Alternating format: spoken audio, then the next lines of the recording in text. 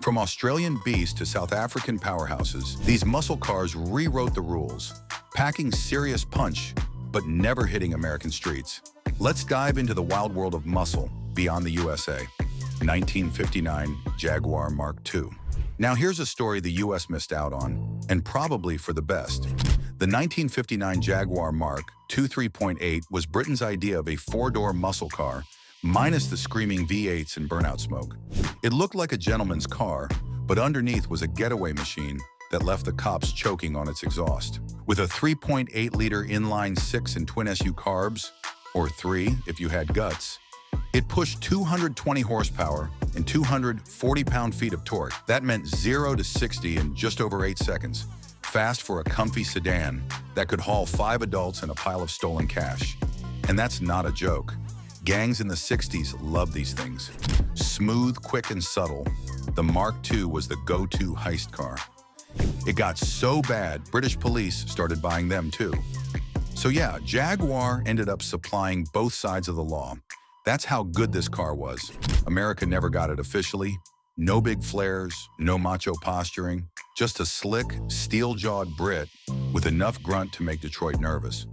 Holden HK Monaro GTS 327.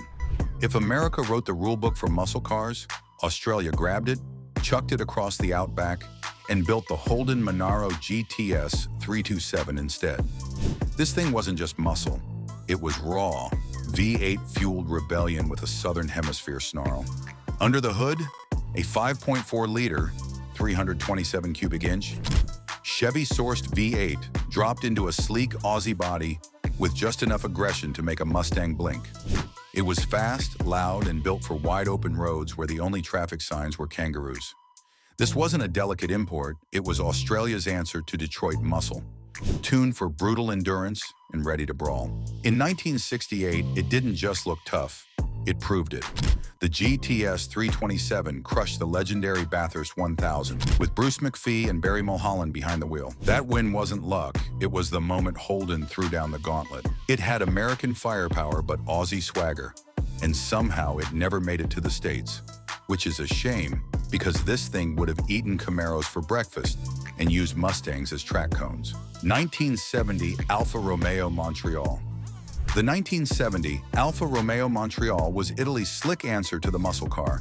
If muscle cars wore leather gloves and sipped espresso between gear shifts, it looked like a proper GT, but under that sculpted hood was a race-bred V8 with serious pedigree.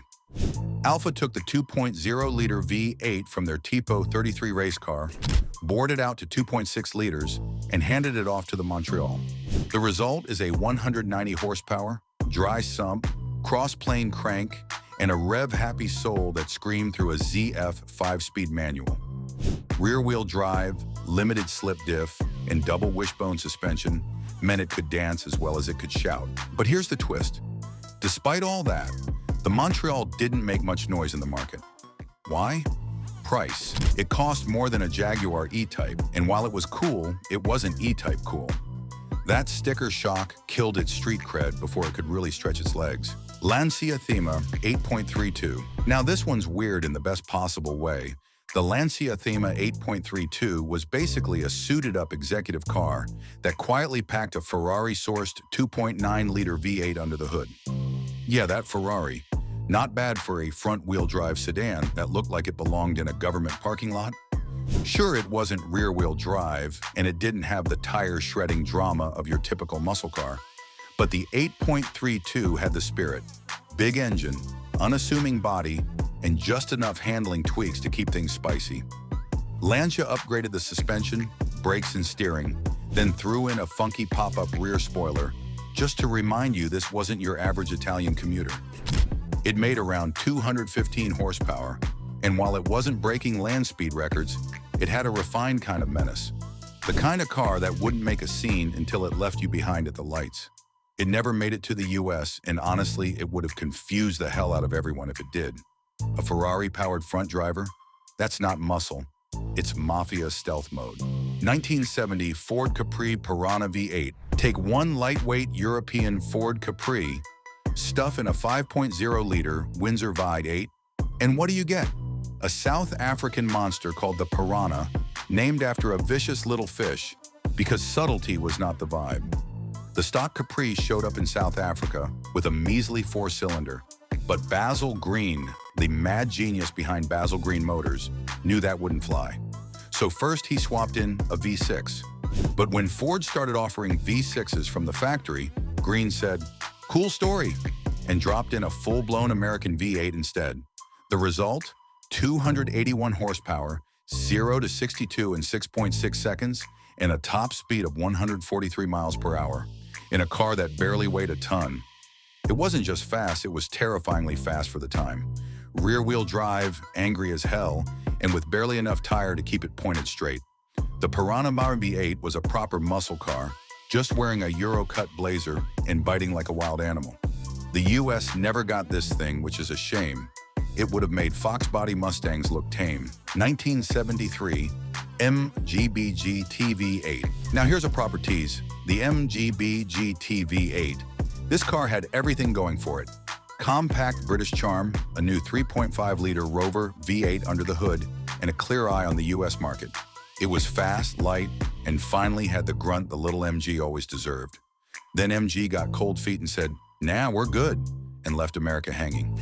The V8 only made 137 horsepower, but thanks to that all-aluminum construction, it actually weighed less than the old 4-cylinder version. That gave it sharp handling, better balance, and a 0 to 60 time of 7.7 seconds. Not bad for a hatchback in the early 70s. It looked tame, but it was quick, fun, and had that low-key muscle car vibe. Except instead of showing up to the drag strip, it rolled up to a country pub. MG didn't want to shell out for left-hand drive versions, so it never officially came to the States, which is nuts because this thing was built to win over V8-loving Americans. Instead, it stayed in Britain, quietly being cooler than anyone gave it credit for. 1977 Holden Torana, a 9X. The Holden Torana started life as a humble family car, but by 1977, it had gone full beast mode with the A9X option pack. What you got was a stripped-out, race-ready, V8-powered menace that turned the sleepy Torana into one of the most feared machines on Australian tarmac.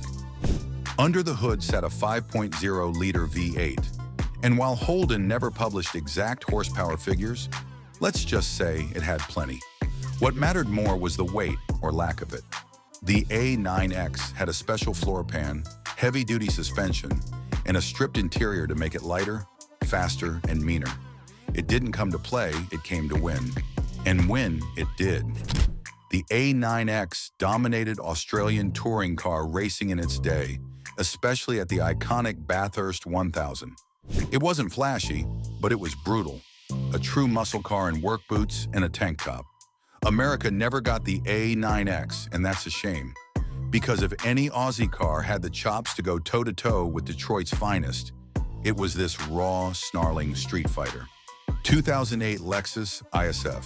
When Lexus dropped the ISF in 2008, it was like seeing a quiet honor student show up at prom with a black eye and a leather jacket.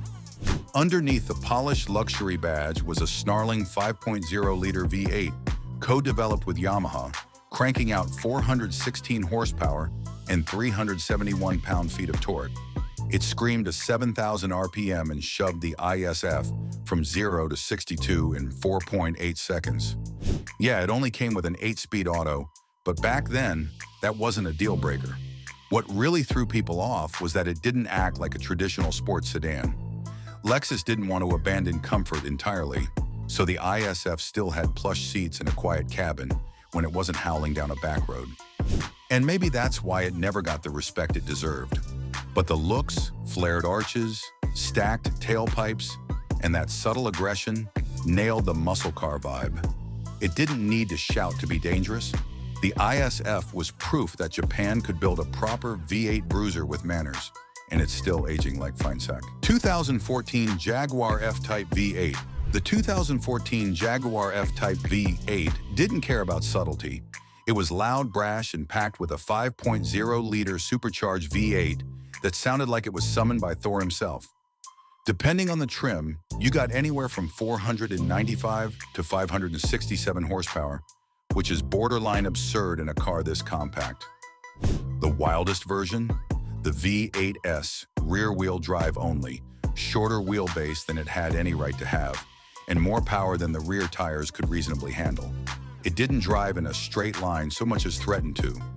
Every stab of the throttle felt like a dare, and it backed it all up with a soundtrack that could peel paint off the walls.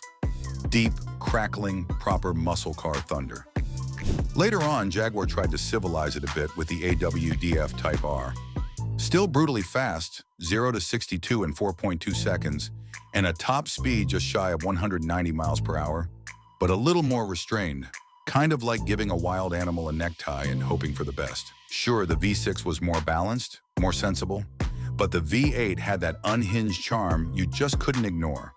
It was Jaguar's best attempt at building a modern muscle car, only they dressed it in tailored aluminum and gave it a posh British accent. 2008 Mercedes-Benz CLK 63 AMG Black Series. If you want raw, unfiltered AMG fury, look no further than the CLK 63 AMG Black Series. This beast took the already brutal 6.2-liter V8 and cranked it to a savage 500 horsepower, sending all that madness straight to the rear wheels.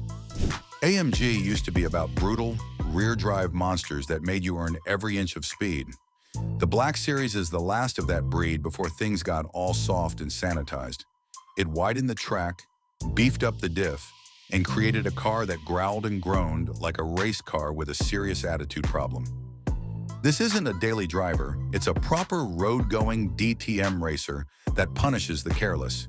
You either respect it, or it'll have you kissing trees faster than you can say, traction control. With just 2 settings, on or wrapped around a tree, it's a muscle car in its purest, most dangerous form. Nowadays, Mercs are cushy tech monsters. The CLK 63 Black Series? It's the AMG that reminds you what real power feels like. Rough, loud, and unapologetically deadly.